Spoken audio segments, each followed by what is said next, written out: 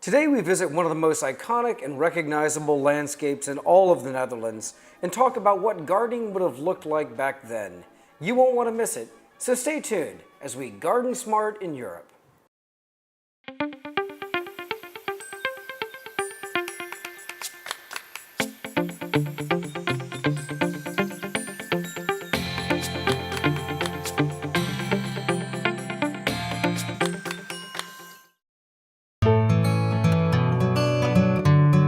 Bring the outdoors into your everyday life. Bass Pro Shops can outfit all your adventures, even those in your backyard. Bass Pro Shops, your adventure starts here.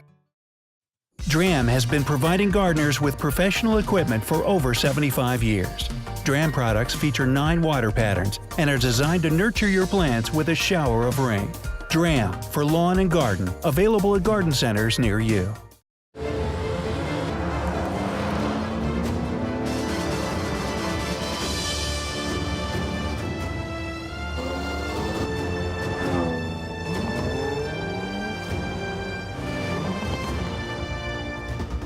The Jaguar F-Pace.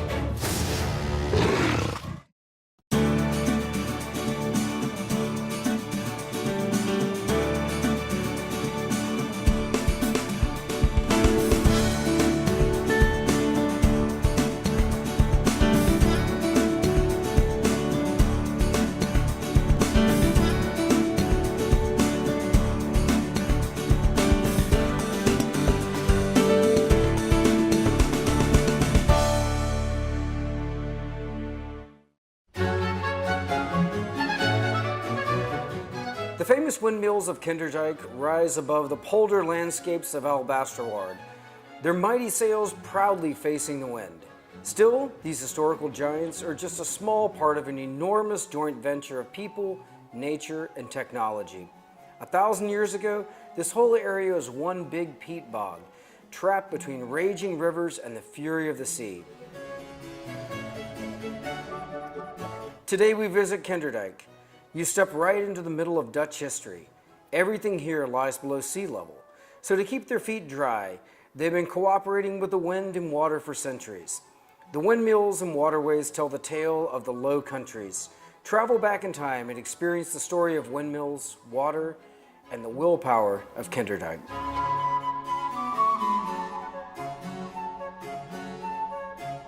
We're joined here today by Johan, who's the director of the World Heritage Foundation for this amazing site. Johan, thanks so much for having us today.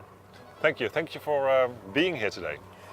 Well, tell me a little bit about what you do as the director of the World Heritage Foundation. Well, I'm a director of the foundation, and the foundation has its main purpose is on the one side we preserve this unique UNESCO World Heritage Site. And on the other side, we receive tourists and we tell the story of Dutch water management. Right, and that is a lot of the education, if you will, of this place. You know, we see, there are 19 windmills here that was part of actually the reclamation of all of this agricultural land. Without the windmills, there would be no agriculture in this part of the country. Exactly. Without these windmills, without the system we have placed in the Netherlands, 3/4 of the Netherlands would be underwater. And this is really the place in the Netherlands where people can, we can tell them the story of that irrigation system. Right, it's a very intricate system. It's a series of dikes, canals, trenches, and managing certain water levels. As you said, that the lion's share of this country would otherwise be below sea level. And so, yes, the country is effectively tripled or quadrupled in size through this incredible ingenuity. Exactly, yes. And we're able to show people that history right from the beginning. The mill behind you is from around 1500, right up to this day and age, modern technology, which is at the other side of the site. So you can experience the whole history from front to back. Right, and so many of these windmills actually still do operate, which is incredible. They're hundreds of years old. Yes. And it's the role of your team to make sure that they're maintained, make sure they're operational, but also mostly today to educate visitors as to this incredible heritage of water management here in the Netherlands. Yes, the site, and that's why it's a UNESCO site, has not changed since the second part of the 18th century. We also preserve the mills in the old-fashioned way. So that makes it unique. And all the mills here, we have 19 mills, of which 16 still are lived in by families. And all these mills are still working. So that's why it's unique. You know, that's really the reason why it's UNESCO. Johan, I'm so excited to be here today and to learn about this amazing site. Thank you for being with us. Thanks for being here.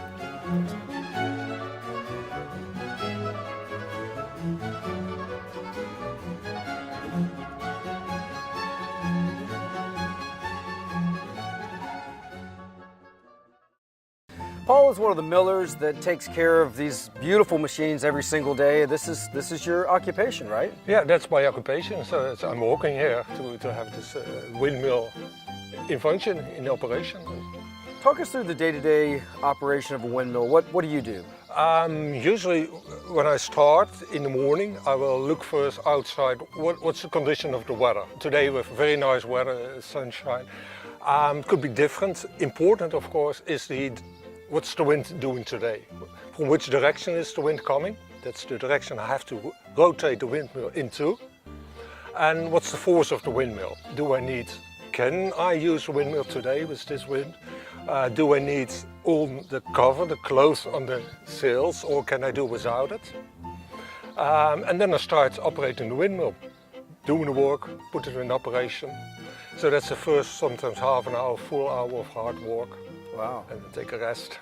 So the modern windmills that we see in Holland, these beautiful, tall, white ones, those are for the generation of electricity, but that's not what these are used for, right? No, the use for these windmills is, and it's still the same function, is pumping water.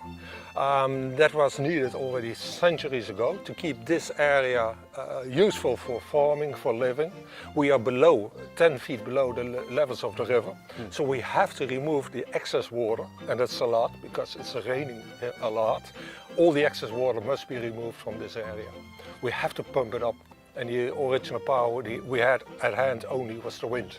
It's a fascinating system. So around each one of these fields, which is where the crops are grown, where the livestock lives, there are these trenches, and which act as a water collection system. So that as the water drains through the land, it fills the trenches up, and the trenches, like I said, it's a water collection system. Then from there, the windmills work to pump the water out of the trench up into the main canal. Yeah, indeed. So that is the function of all these windmills. They are concentrated here, which I can explain the pumping to you. Close, just around the corner of this windmill, there's a scoop wheel that plunges into the water from the fields, bringing it up into that canal next door. Great. Let's so take a look just at go it. down. Sure. Yeah.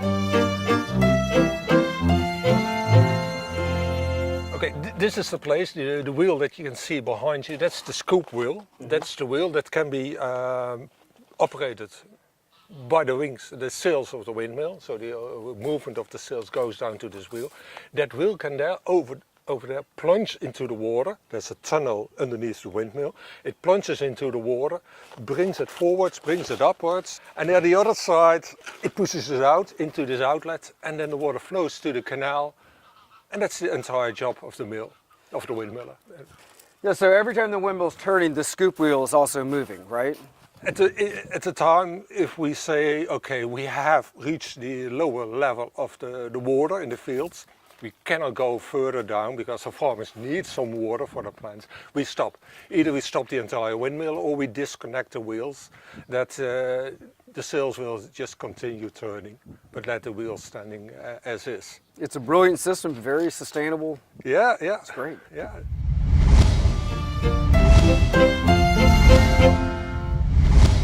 So Paul, how do you go about managing the water levels? I notice you've got a stick here with different gradients on it, and of course some marks there that give you an indication as to I'm assuming the level of the main canal as well as the level in the trench. Yes, indeed.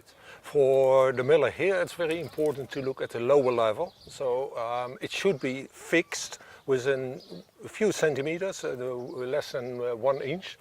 It should not go above that or below that. So if you say, oh, okay, we're doing fine today, it's running nicely.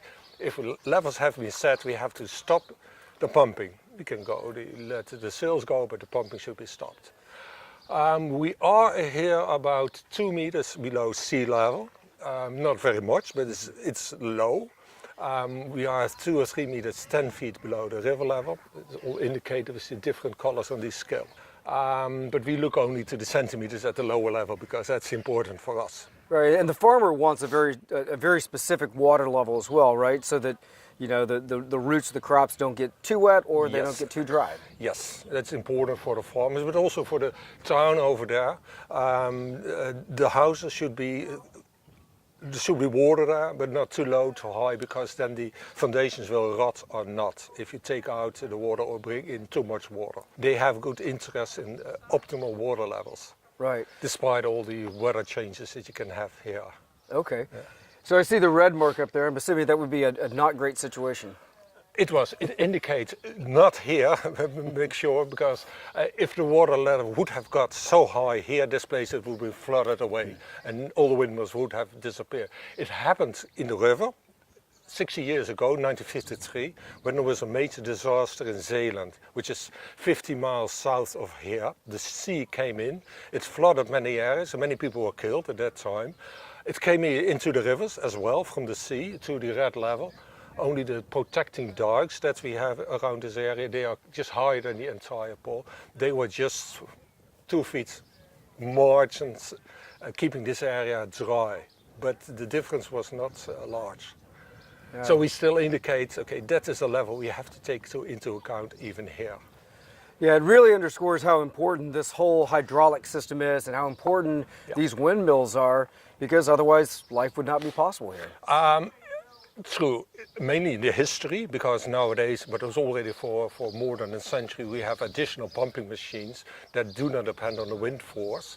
But the same importance from centuries ago, it's still there. The old windmills we still have, we keep them. But the water management, that remains very important here. Nowadays modern pumps, but we also use the old windmills when it's possible. Of course. Yeah. Well, Paul, thank you so much for spending time with us. We learned so much. Okay, you're welcome.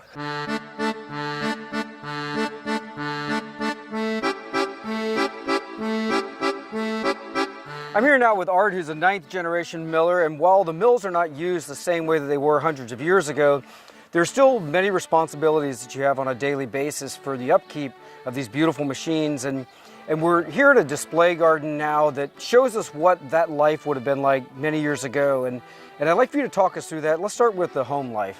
What did that look like, Art? The miller was responsible for his windmill, but because of the job of the mill is done outside, all mills are for pumping water, so space around the wheels inside was for living. There was enough space for a family to live inside. The children slept upstairs. The kitchen was outside, so we have a small building outside was the kitchen. Mother was cooking outside, but there was a stove inside in wintertime used for heating. All people were working outside, had their job outside, children were playing outside, so people came inside for sleeping and eating. They grew up with the windmills. It was their decision to stay here, so it was a way of life.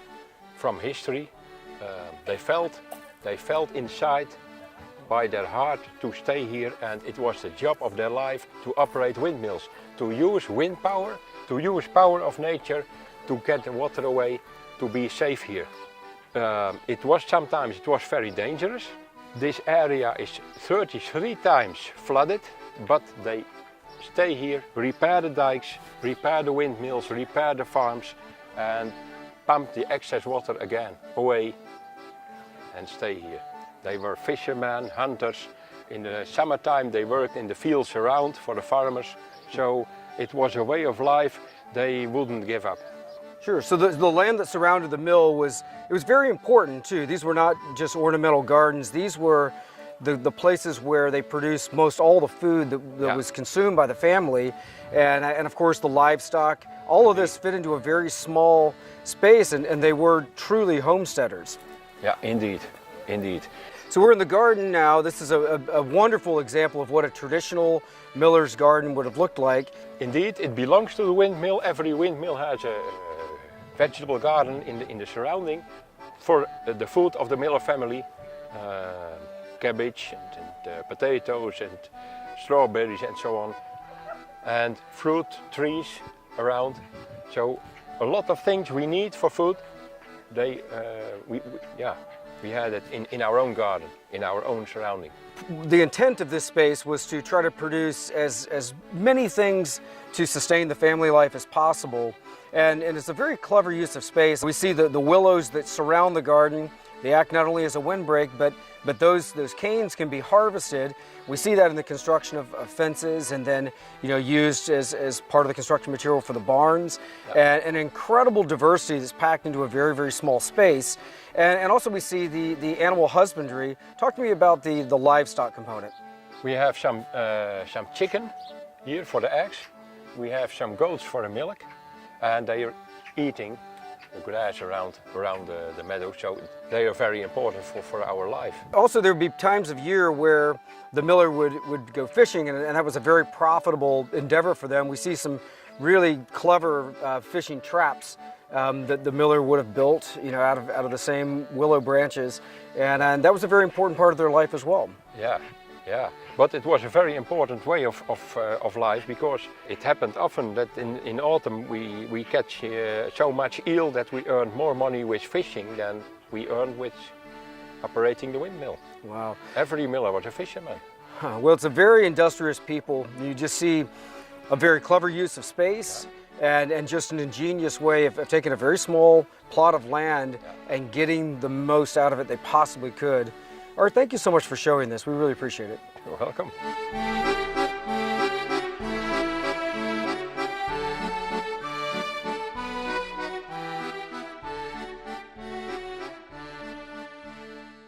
I'm here with Lizana, who's a local farmer, and you grow cows, sheep, and goats for milk production for this wonderful local cheese factory. Yep, I do. The cows here behind us are lovely cows who are making milk for the cheese operation behind us.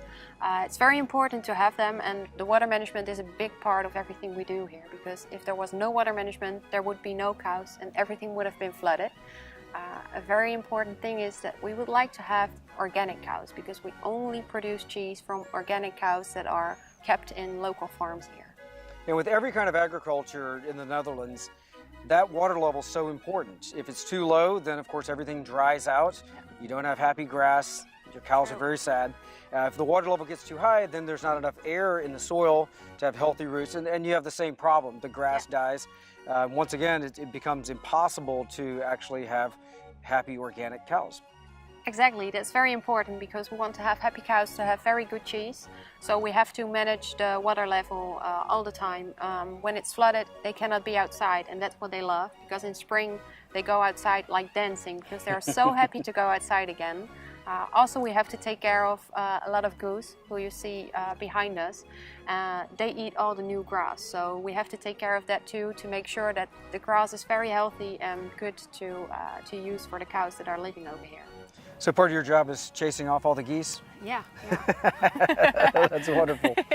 Well, I love artisan cheese, and especially organic cheese that's grown like right here in the shadow of these beautiful windmills. It is. I can't wait to go try some. Let's do so. Thank Great. you. Thanks so much for being with You're us. welcome.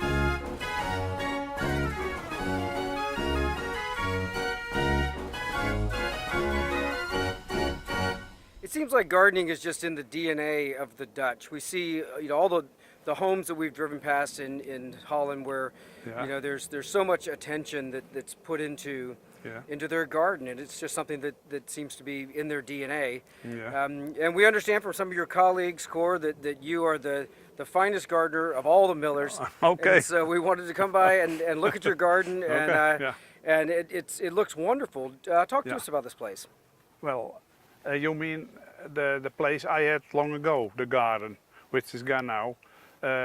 It was always for my wife and my when we came from our work, we always walked to the garden for looking for the salad, for the peas and the beans, for the potatoes. All the things come from our garden. So that's our food, our daily food. Nowadays it's over. Now I have to go to the shop for buy it. But for me that's maybe 40 years long. We had all the vegetables and so on. is coming from our own garden. Your garden here is this beautiful outdoor room, and you've created this amazing space with a tremendous diversity of plants. And I love what you've done, especially with all the different foliage textures and colors. It's a very vibrant place. Some nice pockets of annuals and flowering shrubs. And you basically have created this outdoor room overlooking one of the most special views probably in all of the Netherlands. And therefore, it's a pleasure to work in the garden because you are working amidst of the nature. Right. One of the nicest places, not only in Holland, maybe all over the world. Right. Because it's so very special. 19 windmills together, and one of them is the place which forms a part of my life. And that's why I like to work in the garden, to look after my flowers, to look after my vegetables. And I love this place because it's the place which belongs to me. That's so special. On the other side of your windmill, there's an area that is basically a nature preserve. Yeah. And it's a wonderful juxtaposition between your garden here, which is a beautiful, say, more traditional Dutch garden, and this space that pretty much looks the way that things would have looked hundreds of years ago. Yes, that's true. And I can imagine the people who lived here before, more than 100 years ago. They lived not under the same circumstances because we have more luxus. Right. They had really to catch the fishes. Right. They had small goats to eat. Right. Yeah. So they were dependent on all the things the nature gave them for their daily things they need to keep alive. Right. That was a very important part of the agriculture, the gardening that was going on here hundreds of years ago was, you know, being able to create a sustainable environment for yourself. That's where that's how you were eating. That was where your food came from. And of course you've created this outdoor paradise here where now you and your wife in the evenings are able to sit out here on your dock and enjoy this amazing place. You've done a great job, Cor. Keep up the great work. Thank you so much for talking to us. Yeah, okay.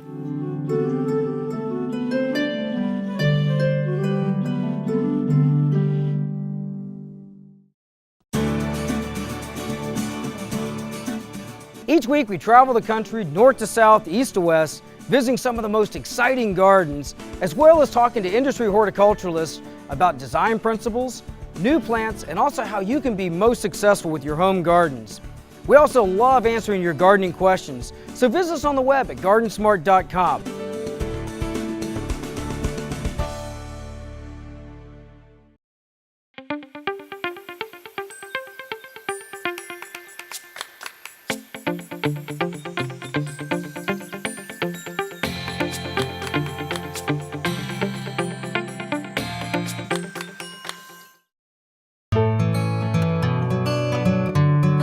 Bring the outdoors into your everyday life.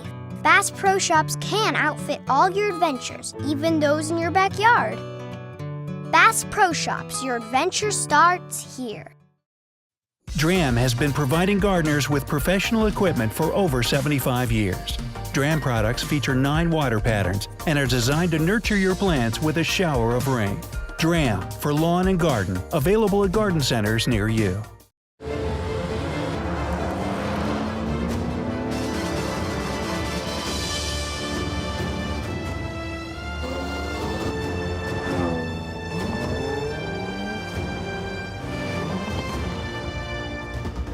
The Jaguar F-Pace. Today we learned a lot about water management and the willpower of the Dutch people to reclaim these lands that would otherwise be uninhabitable. If you have questions about anything you've seen today, visit us on the web at GardenSMART.com. You can also find us on Facebook and Instagram. And remember, even if you're a master gardener, there's always more to learn. So join us next week for more great gardening tips and ideas as we garden smart. Ik weet een heel klein plekje grond, daar waar die molen staat. Waar ik mijn allerliefste vond, waarvoor mijn hart slaat. Ik zag hem voor de eerste keer. keer aan de oever van de Vliet. En sinds die tijd kom ik er meer, die plek vergeet ik niet. Daar bij die molen, die mooie molen, daar woont de jongen waar ik zoveel van hou. Daar bij die molen, die mooie molen, daar wil ik wonen als ik eens word zijn vrouw. Ik zie de molen al versierd ter eer van het jonge paar. En heel het dorp dat juicht en tiert, ze leven menig jaar. En zie ik trots de molen staan, dan zweer ik in die stond. Nooit ga ik van die plek vandaan, waar ik mijn liefde